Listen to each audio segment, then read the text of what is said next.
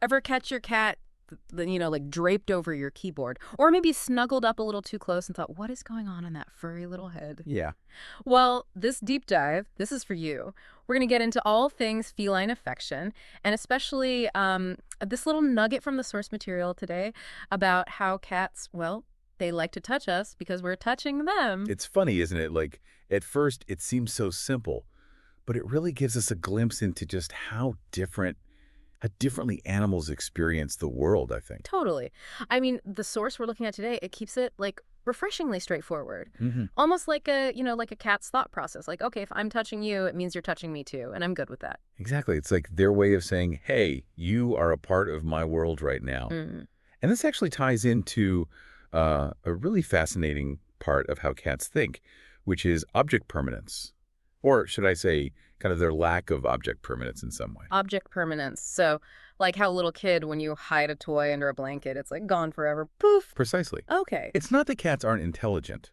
It's just that their reality works a bit differently than ours. Yeah. So when you leave a room, from your cat's point of view, you've essentially vanished. You've disappeared. So every time I get up to like refill my coffee, my cat thinks I've just like You're gone. disappeared into thin air. And then that little head boop when I get back. Exactly. That is their way of like Yeah. checking in, making sure that you're back in their reality, a reassuring kind of, there you are, through touch, right?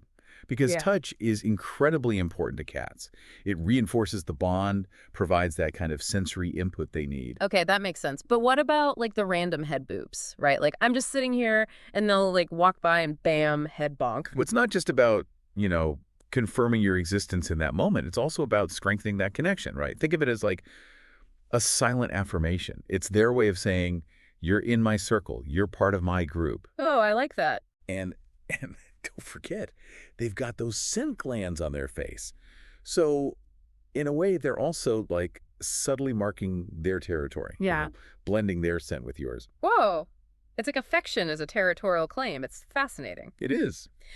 So, okay, we're getting into like the nitty-gritty of this cat behavior, but how do we actually like use this knowledge to be even better cat companions? Well, I think by understanding this really core need for contact, we can better anticipate it and fulfill it for them. Mhm. So make sure you are providing lots of opportunities for safe, consensual touch, gentle strokes, chin scratches, whatever your cat enjoys. Right, like figure out their love language, basically. Exactly. And even something as simple as, like, when you leave the house, leave an old T-shirt that you've worn on your chair. It's familiar, it smells like you, and it can be really comforting for them while you're gone. That's such a good tip. I'm definitely going to be doing that from now on. Yeah, it really can help. It really is amazing, though, how much like affection for them is about so much more than just affection. It's communication, it's security.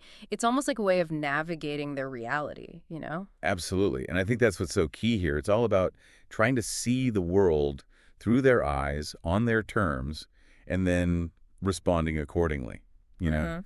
observe their behavior, try to understand what it means. Yeah, so next time my cat like tries to help me type an email, I'll just remember, okay, they're just making sure I haven't like vanished into thin air. Exactly. Which honestly, I kind of love that. I wouldn't have it any other way. It's true. It's a nice reminder, I think, that their world is so much richer with us in it. Just like I would say ours is with them.